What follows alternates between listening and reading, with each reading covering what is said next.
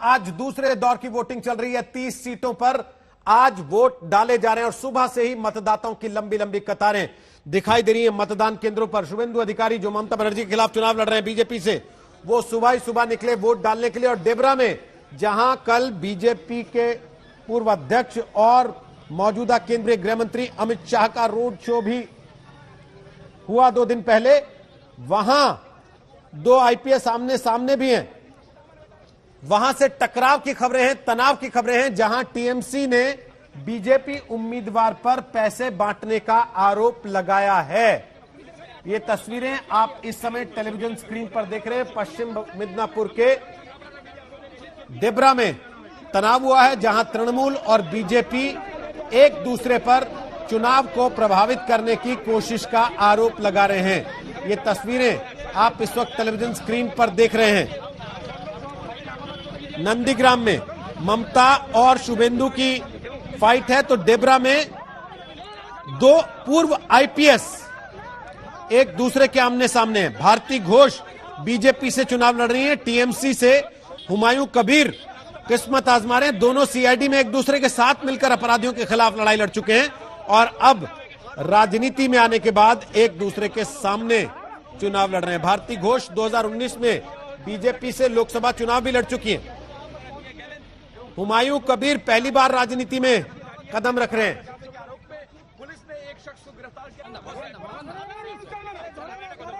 और हमारे सहयोगी सूर्याग्नि रॉय इस वक्त डेबरा से लाइव हमारे साथ आ गए हैं इसी पर और जानकारी लेकर। बताइए क्या चल रहा है वहां पर।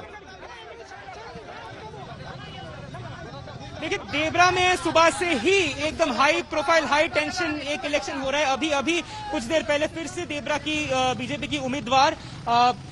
बीजेपी की उम्मीदवार भारती घोष ने हमसे बात की और उन्होंने दावा किया कि उनके पोलिंग एजेंट के साथ भी मारपीट हुआ है। सुबह हमने देखा कि डेबरा के इस्लामपुर इलाके में जब वो गई थी, वहां पर उन्होंने दावा किया कि बूथ के 100 मीटर के अंदर बहुत सारे लोग थे, बाहर से लोग थे जो इंटिमिडेट करने की कोशिश कर रहे थे वोटर्स को। सीआरपीएफ के साथ उन्होंने बात की और उसी के बाद उन लोकल से भी हम लोगों ने बात की। उनका दावा है कि वो लोग वहीं के वोटर्स हैं, उन्होंने वोटर आईडी कार्ड भी दिखाया हमको।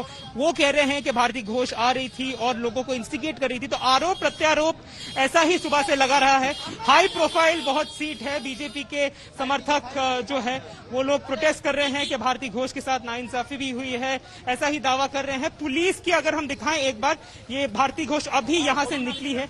बहुत ही ज्यादा पूरा एकदम अगर हम कहें कि बहुत ज्यादा यहाँ पे पुलिस मुतय्यम हो चुका है। पुलिस कोई भी रिस्क लेना नहीं चाहती।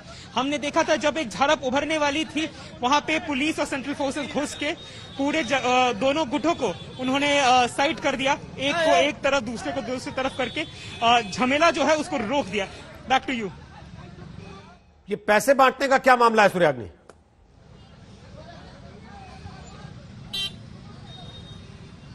देखिए, ये आरोप तो दोनों पक्षों से ही लगते हैं कि बीजेपी और तृणमूल दोनों ही पैसे बांटते हैं।